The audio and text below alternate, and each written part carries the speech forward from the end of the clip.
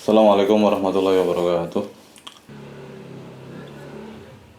Al-Fatihah. A'udzu billahi minasyaitonir rajim. Bismillahirrahmanirrahim. Alhamdulillahirabbil alamin. Ar-Rahmanir-Rahim. Maliki yaumiddin. Iyyaka na'budu wa iyyaka nasta'in. Shiratal mustaqim. Shiratal ladzina an'amta 'alaihim ghairil maghdubi 'alaihim waladdallin. Bismillahirrahmanirrahim. Wa an Jabir radhiyallahu ta'ala anhu qala. Ulangi satu hadis sebelumnya.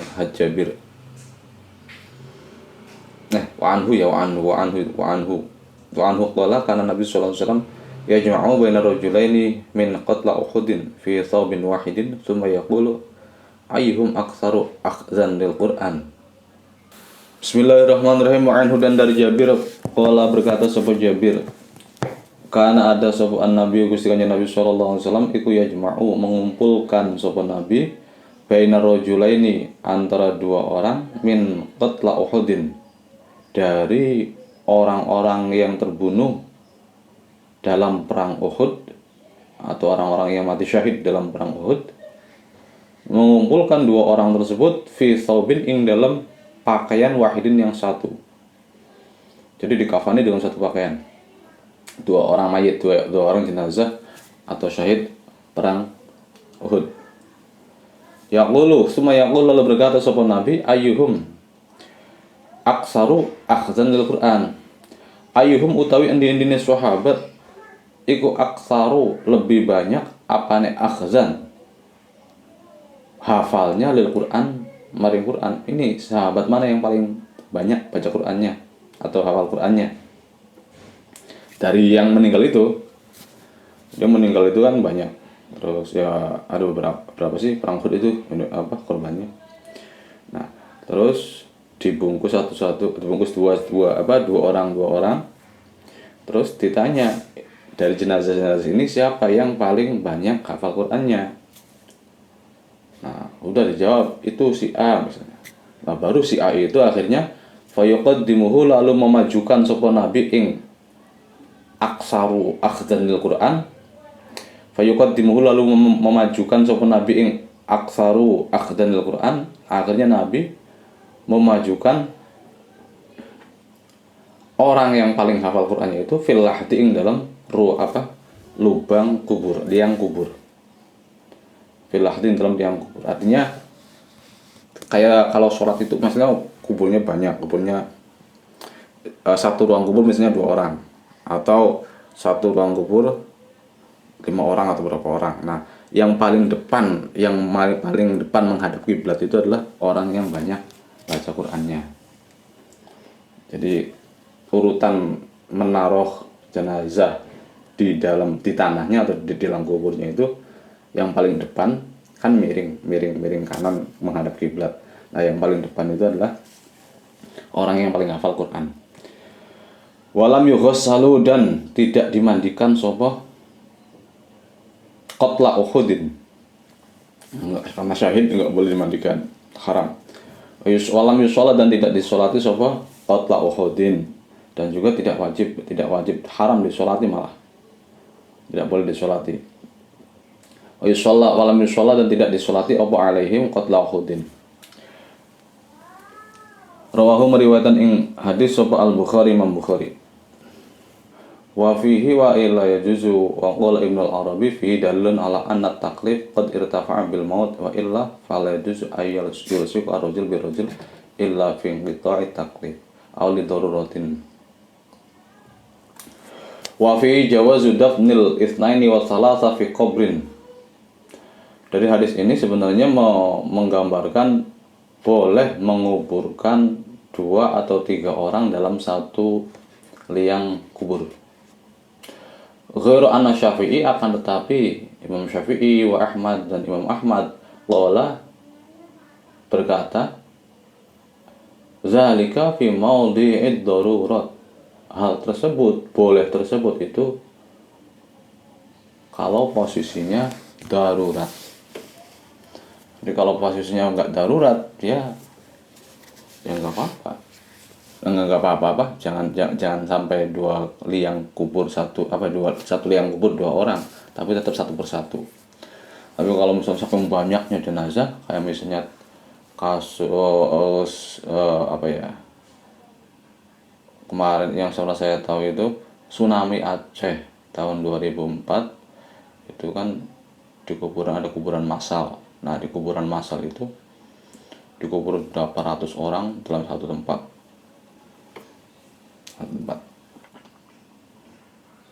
Nah dari hadis ini juga untuk orang yang mati syahid tidak boleh dimandikan, biarkan darahnya itu tetap ada karena akan menjadi saksi, dan bajunya tidak boleh dilepas karena untuk menjadi saksi juga, karena dan juga tidak boleh disolati karena sudah dijamin masuk surga, jadi nggak perlu disolati, kan sholat kan mendoakan. Wafadat al hadis al hikmah fi adami ghusl syahid wa hiya baqu idam, tidak boleh, tidak ada memandikan orang mati syahid yang masih berdarah, supaya apa? Liyati, hikmahnya itu adalah liyati yaumal qiyamah bihazil alamah al maizalahu yufakhir biha alul mahsyar, supaya orang yang mati syahid ini nanti pada hari kiamat datang dengan tanda semacam itu, dengan darah, berlumuran darah, dan dia bisa membanggakan diri, dia bisa menyombongkan diri ketika di hari kiamat kepada ahli mahsyar, kepada manusia lainnya. Oh, saya ini orang yang mati syahid fisabilillah, jihad fisabilillah. Ya nggak apa-apa orang menyombongkan diri ketika di hari mahsyar, ketika di surga, di akhir nanti ya nggak apa-apa, nggak ada hukumnya. Oh, masa sombong? Di akhirat sudah nggak ada taklif, taklif itu hanya di dunia. Makanya di akhirat, di surga itu ya segala hal-hal yang diharamkan menjadi halal, karena sudah nggak ada taklif lagi. Terus wafi dalilun yukhsab bihasabil dhahir ala jam'i aktsar min maitin fi kafnin lakin fasaruhu bil jam'i fil kubur. Dalam hadis ini kan dikatakan yajma'u bainar rajulaini min qatla uhudin fi saubin wahidin. Nabi mengumpulkan dua orang dari orang-orang yang syahid perang Uhud dalam satu saubin wahidin, dalam satu baju atau pakaian. Ternyata menurut sebagian ulama wafassaruhu lakin fassaruhu bil jam'i fil kubur, akan tetapi yang dimaksud adalah mengumpulkan dalam satu ruang kubur. Tadi tidak dikafani dalam satu kafan dua orang, bukan. Jadi ditafsir oleh ulama bil jam'i fil qabri, mengumpulkan dalam satu kuburan dua orang satu kuburan gitu. Fayadullu ala masyru'iyati ayyudfana aktsaru min wahidin fi kubrin wahid, dengan dalil bahwasanya disyariatkan boleh mengubur orang yang lebih dari satu dalam satu kuburan, dalam satu ruangan liang kubur. Kalau idza iqtadat ad-darurah, kalau memang darurat. Seperti contohnya mithlu kasratus syuhada, saking banyak. Contohnya adalah saking banyaknya orang yang mati syahid. Au kasratil mauta, atau banyaknya orang yang meninggal fil wabah, dalam wabah. Misalnya saking banyaknya yang meninggal, wabah atau bencana itu. Ama idza amkana dafnu kulli mayitin fi qabrin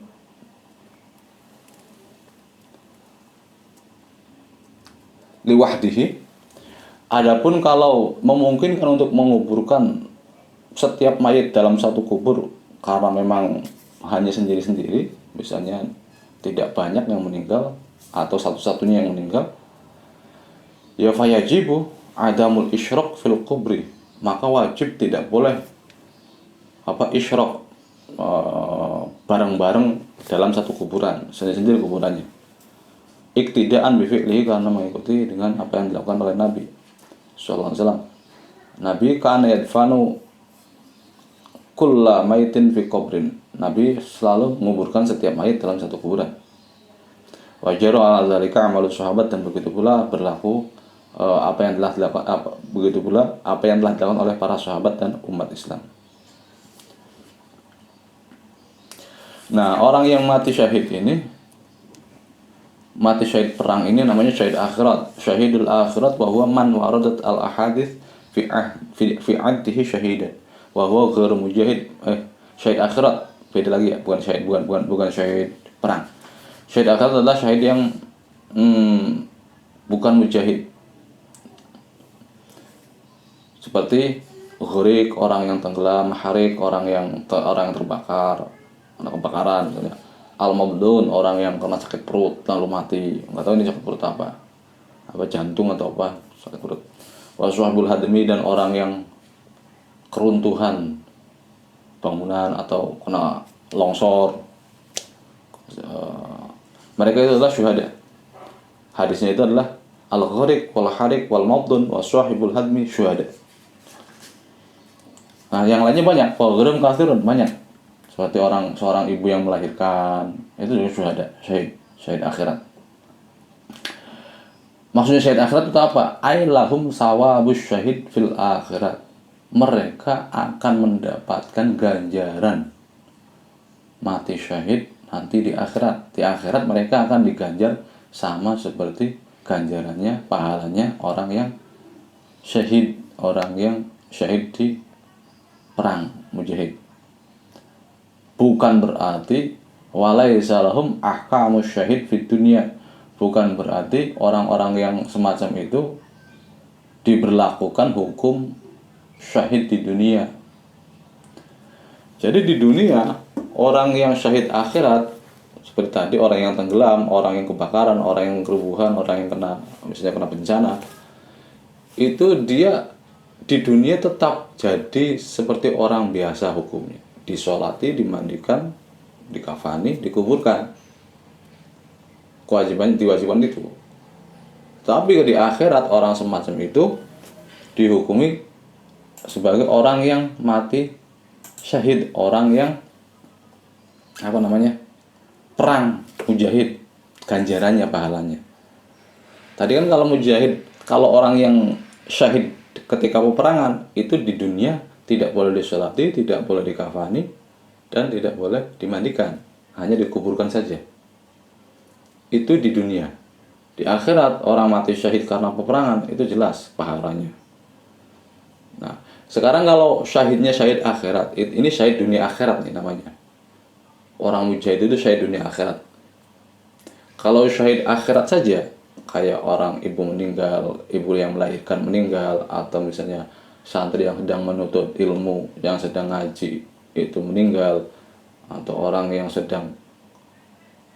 tua yang sedang mencari nafkah untuk keluarganya itu meninggal. Terus kayak gitu orang yang kebanjiran atau tenggelam atau kebakaran atau bencana alam meninggal. Nah, itu adalah namanya syahid akhirat, alias syahid yang hukum syahidnya, pahala syahidnya nanti di akhirat sama dengan syahidnya orang yang perang. Tapi di dunia orang itu tetap diwajibkan dimandikan, dikafani, disolati, dan dikuburkan. Jadi hukum-hukumnya itu, hukum-hukum orang meninggalnya itu sama seperti orang biasa. Kalau syahid akhirat, maksudnya syahid akhirat semacam itu. Walaisa lahum ahkamu syahid di dunia. Mereka tidak memiliki hukum-hukum syahid dalam peperangan, syahid seperti orang syahid mati peperangan itu di dalam dunia. Jadi jangan salah paham. Wah, itu kan syahid akhirat, kenapa kok dimandikan, kenapa kok disolati? Iya, syahid akhirat hukumnya ganjarannya saja, pahalanya saja sama dengan orang mati syahid, tapi di dunia tetap diurus. Wajib bagi orang-orang yang masih hidup untuk mengurusnya, untuk menyolati dan yang lainnya.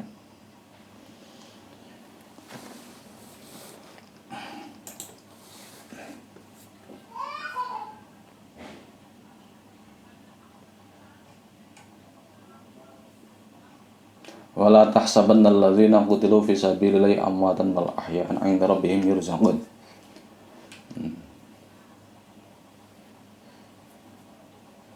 Artinya orang yang mati syahid itu ya kenapa enggak disolati?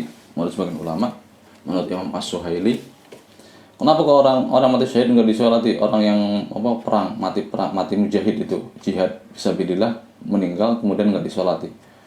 Karena ayat ini, wala tahsabanna alladzina qutilu fisabilillah, Jangan sekali-kali kamu mengira, kamu menyangka orang yang terbunuh di dalam sabilillah adalah amwatan, orang-orang yang meninggal.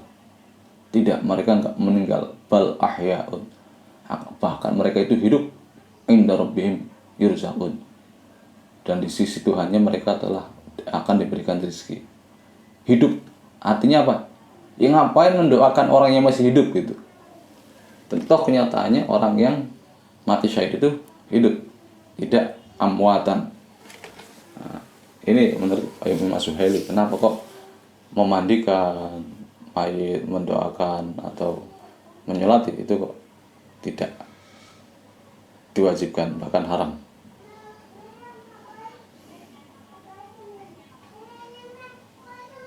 Wa an Ali, dari Ali radhiyallahu taala anhu, qala, berkata sahabat Ali, sami'tu, mendengar sahabat Yusun, an-nabiy yang Gusti Kanjeng Nabi sallallahu alaihi wasallam yaqulu, hale bersabda sahabat Nabi, la taghlu fil kafni, la taghlu, jangan memahalkan kalian semua, jangan membuat mahal. Jangan membuat mahal sapa sira kabeh fil kafni, ing dalam kafan. Di dalam kafan nang kafani mayit enggak usah mahal-mahal. Fa innahu, maka sesungguhnya kafan, kenapa? Karena kafan iku yuslabu, bakal rusak, bakal cepat rusak, sari'an hale enggal-enggalan. Iku yuslabu, bakal dirusak apa kafan, sari'an hale cepat-cepatan, bakal cepat rusak. Jadi ya kenapa harus mahal-mahal? Toh akan dikubur ini akan menjadi barang yang rusak ini. Nggak usah mahal-mahal. Tabzir.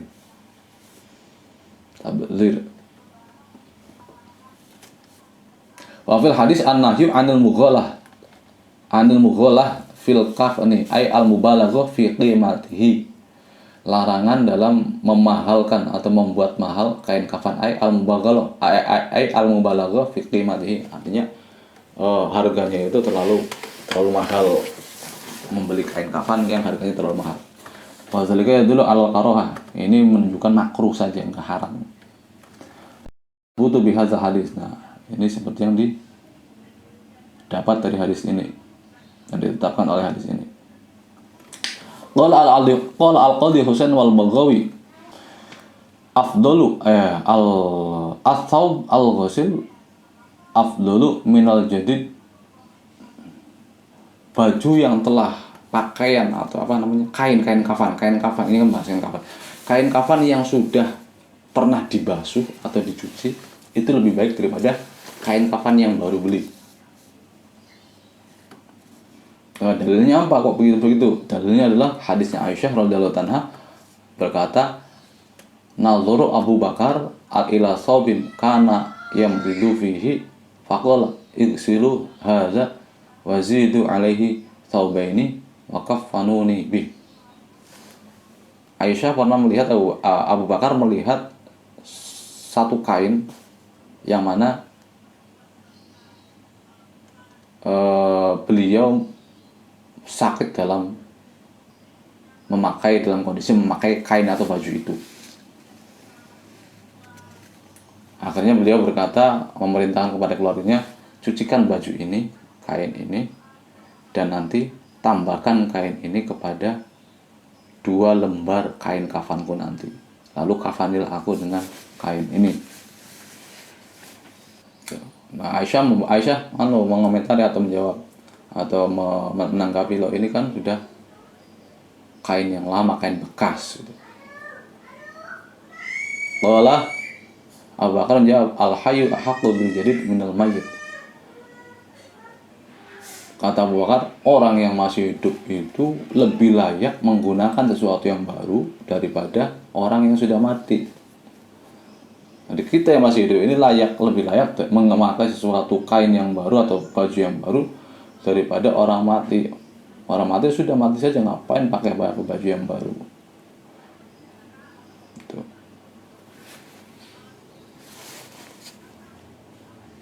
Innama huwa lil muhillah. Bajunya orang meninggal atau kain kafan itu hanya diperuntukkan bagi darah, bagi belatung-belatung. Ngapain pakai yang baru? laki-laki yang bagus. Wala ashabuna rahimahumullah, ashabus Syafi'i berkata, yajuzu takfinu kulli insanin bima yajuzu lahu lubsuhu fil hayy.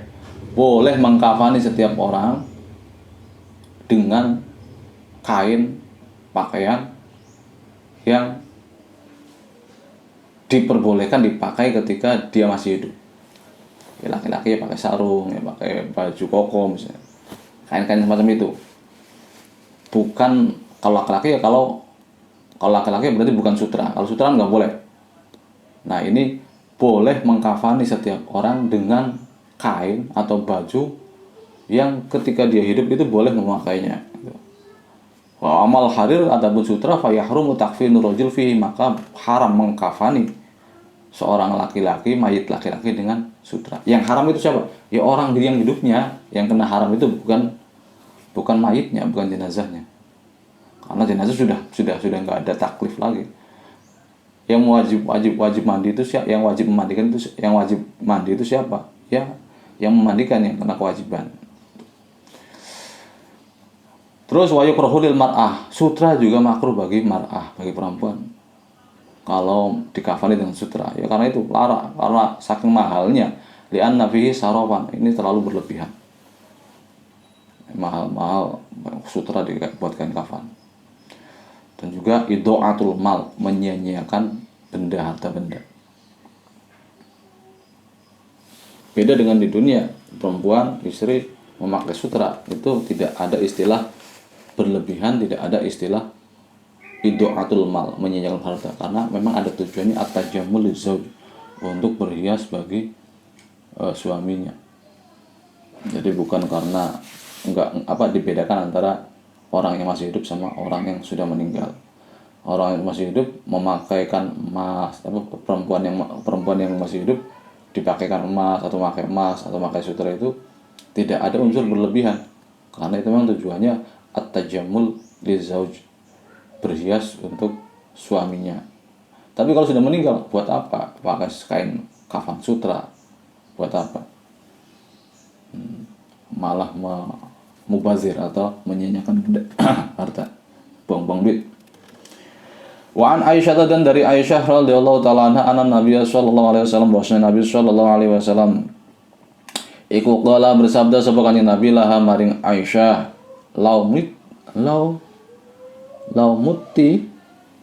lamun mati atau meninggal sapa sira wadon qabli, sebelumku, kalau engkau meninggal sebelumku, kata Nabi, la ghasaltuki, niscaya memandikan sapa ingsun ing sira, niscaya saya akan memandikanmu, kata Nabi. Nah, inilah apa istilahnya, kata-kata di antara kata-kata romantisnya Nabi kepada Aisyah. Tuh. Kalau kamu mau mati duluan, saya akan memandikanmu. Itu sebenarnya kata-kata romantis. Cuman ya dianggap biasa saja. Al hadis ay iqra al hadisa, teruskanlah kalian hadisnya panjang ya, lumayan ternyata. Kalau semacam itu berarti hadisnya panjang. Iqra al hadisa. Rawahu meriwayatkan hadis Abu Ahmad, Imam Ahmad, wa Ibnu Majah dan Ibnu Majah, wa Suhail menyahihkan hadis Ibnu Hibban. Terus wa an Asma, dan dari Asma binti Abu Bakrin binti Umais radhiyallahu taala anha, anna Fatimah radhiyallahu taala anha, anna Fatimah, bahwasanya Fatimah radhiyallahu anha iku ausat, wasiat sapa Fatimah wasiat an ayu ghusilaha, ingin memandikan ing Fatimah sapa Ali, Sayyidina Ali. Sama juga berpesan Fatimah ketika sebelum meninggal itu untuk Ali yang memandikannya. Nah, sebenarnya kan orang yang memandikan orang itu cukup satu ya. Tapi kadang di masyarakat kita itu yang memandikan itu banyak. Jadi pengen memandikan, kalau cukup satu orang saja yang memandikan, nggak usah rame-rame. Nah, sama seperti ini hadisnya Aisyah sama hadisnya Asma ini. Nabi mengatakan, kalau saya mati duluan nanti kalau kamu mati duluan nanti saya akan memandikanmu. Atau hadisnya Fatimah yang mengatakan, yang wasiat kepada Ali untuk memandikannya. Nah, berarti memandikan istri atau suami sendiri. Ghuslu ahadi zawjain al-akhir wa takfinuhu. Istadal al-jumhur bil haditsani ana ala annahu yahillu lil mar'ah an taghsila zawjaha al-mayyit. Boleh bagi perempuan untuk memandikan suaminya yang meninggal. Begitu pun sebaliknya, wa yahillu lirajul, boleh bagi halal bagi seorang laki-laki ayyughsila imra'atahu al-mayyitah, memandikan istrinya yang meninggal.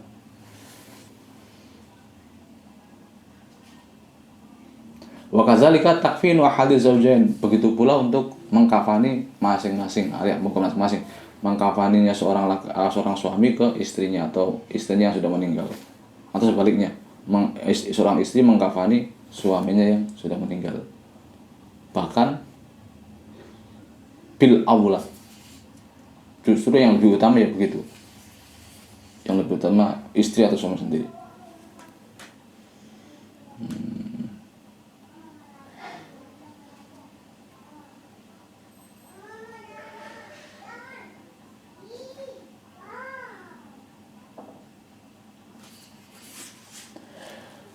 Bismillahirrahmanirrahim.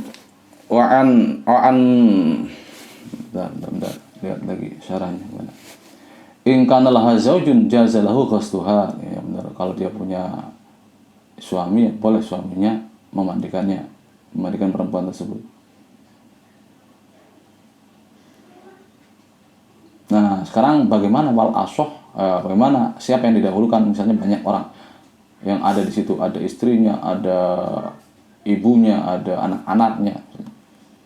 Siapa yang didahulukan untuk memandikan sang suami itu?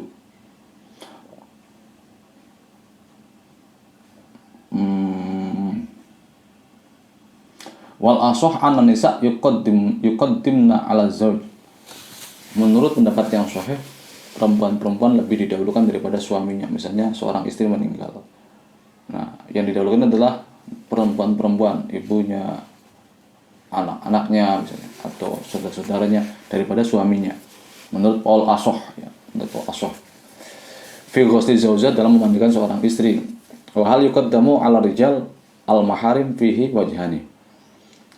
Terus apakah misalnya seorang istri itu meninggal, apakah suami boleh didahulukan daripada mahram-mahramnya perempuan itu? Seorang istri meninggal, nah, mahram-mahramnya laki-laki itu ada adik laki-lakinya, atau bapaknya, atau kakak laki-lakinya, atau pamannya, itu masih ada, masih hidup. Di samping itu dia juga punya suami. Nah, yang didahulukan siapa? Mahram-mahramnya atau suaminya? Nah, hal yuqaddamu ala rijal al maharim bihi wajhani al masyhurani.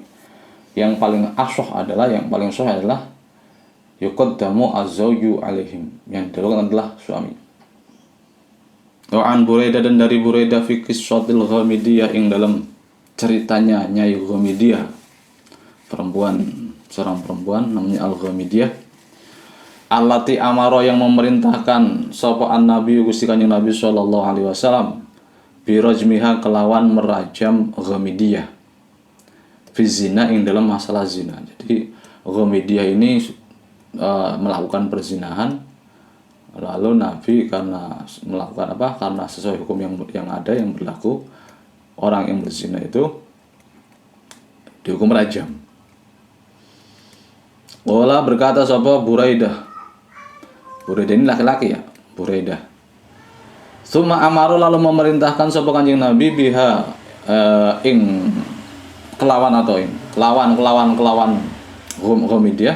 Ghamidiyah, fasul ya, lalu disolati sapa alaiha Ghamidiyah, wa dufinat, dan dikubur sapa Ghamidiyah. Ghamidiyah ini sebenarnya itu tidak langsung dirajam ketika ketahuan atau divonis rajam. Ketika ketahuan zina atau kemudian divonis zina, itu nggak langsung dirajam. Kenapa? Karena kan zina, terus setelah zina kan agak lama, itu beberapa bulan kemudian baru pengakuan, kalau nggak salah pengakuan sendiri Ghamidiyah. Jadi Ghamidiyah ngaku, setelah saya telah zina begini. Akhirnya Nabi ya sudah dirajam. Nah, akhirnya kemudian meminta penangguhan. Bisa nggak ditangguhkan rajamnya sampai saya melahirkan anak ini, ternyata melahirkan anak dari hasil zina itu. Nah, minta ditangguhkan rajamnya. Kalau dirajam nanti akan membunuh kandungan ini, anak yang ada dalam kandungannya. Akhirnya Nabi tangguhkan perajaman itu sampai kemudian melahirkan. Nah, setelah melahirkan baru kemudian menghadap lagi siap untuk dirajam. Ini Gomidia mengajukan sendiri, Gomidia mengakukan sendiri, dan Gomidia pun melindungi hasil anaknya sendiri, meskipun itu anak hasil zina. Seorang perempuan yang pemberani, ya meskipun meskipun bersalah, tapi dia berani mengakui, berani menanggung akibatnya, dan berani melindungi anaknya, meminta penangguhan rajaman itu. Nah, terus ternyata setelah dirajam, dia itu orang yang kena hukuman semacam itu oleh Nabi tetap dimandikan, tetap disolati, dan tetap dikubur. Jadi kewajibannya tetap ada. As-sholatu ala janazatil mahdud, sholat terhadap jenazah yang terkena had atau hukuman. Al-Ghamidiyah itu imru'atun min qabil Ghamid, seorang perempuan dari kabilah Ghamid. Berarti Al-Ghamidiyah bukan nama ya, seorang perempuan dari kabilah Ghamid. Wa huwa batun min Juhainah, dia termasuk dari kelompok atau kabilah Juhainah. Nggak tahu ini namanya siapa ya, namanya itu siapa, nama perempuan ini Al-Ghamidiyah. Tapi Al-Ghamidiyah itu berarti perempuan yang berasal dari suku Ghamid.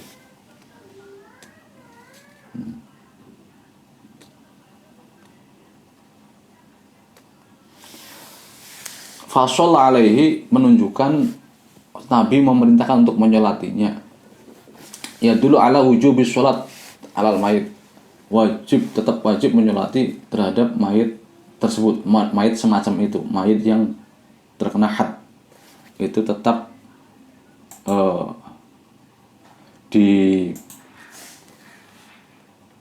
diwajibkan untuk disolati. Di anna ma'azambiha haraso ala sholati alaihi, karena orang yang semacam itu, orang yang berdosa, yang kena had itu jelas-jelas berdosa. Berarti dia jelas-jelas butuh terhadap sholat. Karena sholat adalah doa, butuh terhadap doa, butuh didoakan. Li'anna ma'azambiha haraso ala sholati alaihi, karena dia beserta dengan membawa dosanya, dosa zina, itu ya haraso ala sholati alaiha, akan sangat membutuhkan, sangat pengen untuk disolati, untuk didoakan gitu. Jadi lebih pantas didoakan. Beda dengan syahid nggak usah didoakan, nggak usah disolati, karena sudah dijamin. Nah, orang yang semacam ini, orang yang berdosa semacam ini, karena had ini, itu kan membawa dosa, ya sangat butuh untuk disolati. Itu akal-akalan semacam itu. Nabi hadza qala al-fuqaha as-sholatu ala janazah fardun ala kifayah yasqutu bi adil mukallaf, usahakan kana usah ada apa sama saja. Terus falam yusallah, ada falam yusolanya. Satu ya, ini tentang masalah orang yang menahan. Nanti ada lagi hadis berikutnya adalah orang yang bunuh diri. Nah, satu dulu, An Buraidah dulu.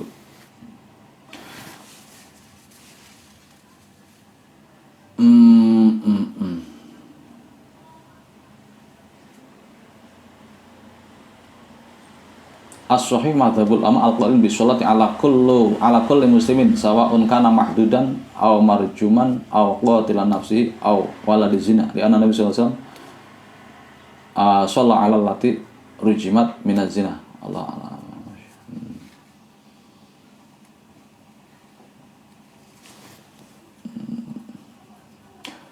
Qala al-qadi wa madzhabul ulama kafatus sholat ala kulli muslimin wa marjumin wa qatil nafsahu wa waladiz zina wa an Malik anal imam yajtanibu as-salata ala maqtul.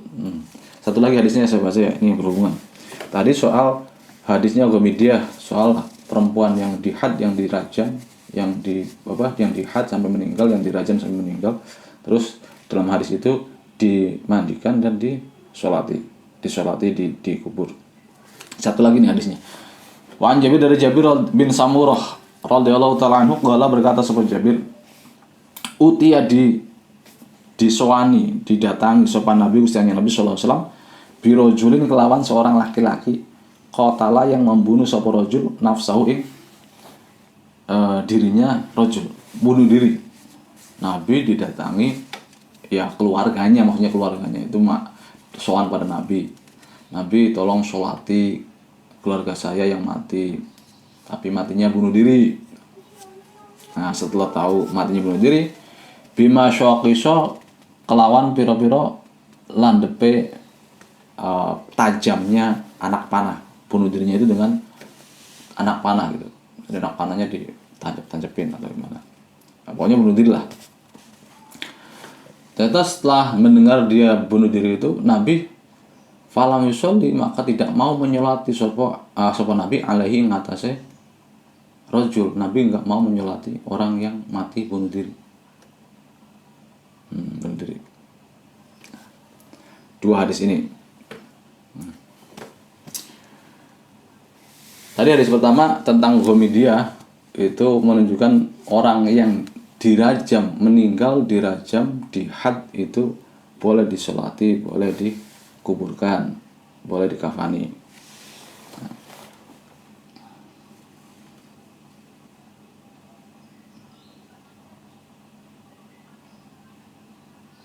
Waqala al-Hasan wa Nukhai wa Qatada wa Malik wa Abu Hanifah wa Syafi'i wa jamaahirul ulama yusalli alaihi, tetap disolati orang yang dirajam, orang yang dihad, menihad. Terus bagaimana kalau orang yang bunuh diri itu tetap juga disolati? Terus bagaimana hadis itu? Wa ajabu an hadzal hadis, mereka menjawab hadis tersebut, hadis yang orang yang bunuh diri itu enggak mau disolati oleh Nabi. Bi anna Nabi sallallahu alaihi wasallam lam yusalli bi nafsihi. Nabi enggak mau menyolati secara langsung, enggak sudi menyolati orang yang bunuh diri. Tujuannya itu adalah zajron, supaya kapok, supaya orang-orang kapok, zajron linas, supaya orang-orang kapok an misli fi'lihi, dari perbuatan semacam itu, supaya orang-orang tahu kalau orang bunuh diri nanti tidak akan disolati oleh Nabi. Jadi tetap sahabat-sahabat yang lain menyolati orang itu, tapi Nabi nggak mau menyolatinya gitu. Tetap Nabi ada yang mengganti Nabi untuk menyolati orang yang bunuh diri itu, tapi Nabi nggak mau menyolatinya, untuk membuat orang, untuk menjadi peringatan kepada orang-orang jangan sampai bunuh diri gitu. Nanti saya nggak mau nyolatin, kira-kira begitu peringatan dari Nabi itu.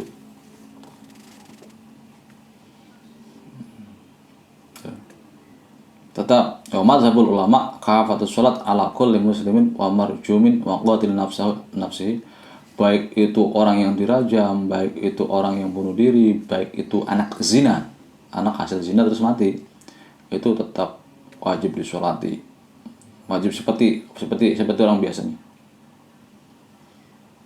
Dalam mazhab ini, mazhab Syafi'i dan Abu Hanifah, An-Nakhai. Ya, di sini juga mengatakan aqul as-sahih mazhabul ulama al-qailina bisolati, yang paling sahih adalah mazhabnya ulama yang berkata tetap menyolati pada setiap orang muslim, baik itu yang meninggal karena dihad, dirajam, atau karena bunuh diri, atau karena anak zina, tetap wajib disolati.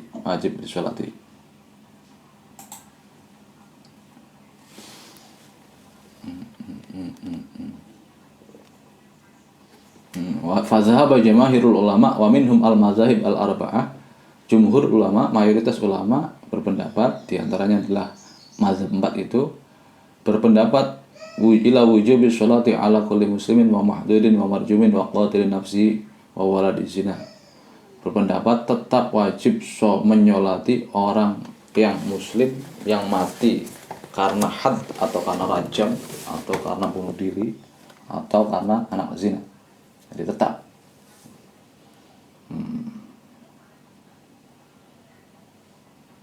Terus kenapa tadi ya, sudah dijawab ya, kenapa kok Nabi nggak mau? Karena untuk memberi peringatan pada sahabat yang lain jangan seperti itu, jangan sampai bunuh diri.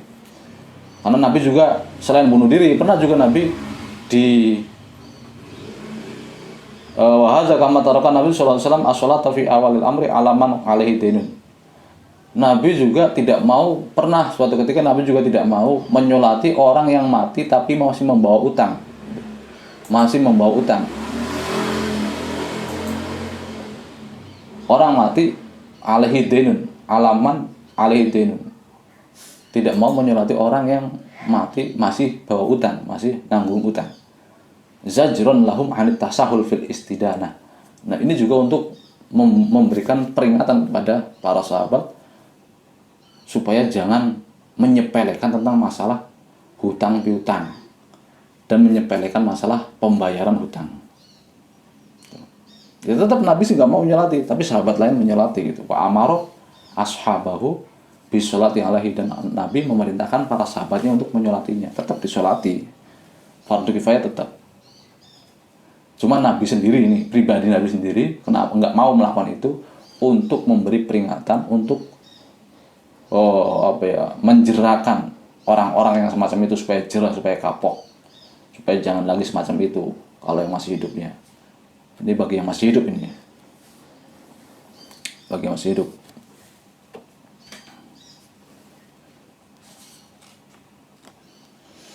Wa Nabi Hurairah radhiyallahu ta'ala fi qissatil mar'ah allati kanat taqumu al-masjid fa sal anha an Nabi sallallahu alaihi wasallam faqala matat faqala afalam. Ini ceritanya lumayan sedih ini. Wa Nabi Hurairah radhiyallahu ta'ala anhu wallahu a'lam bishawab. Al-Fatihah. Assalamualaikum warahmatullahi wabarakatuh.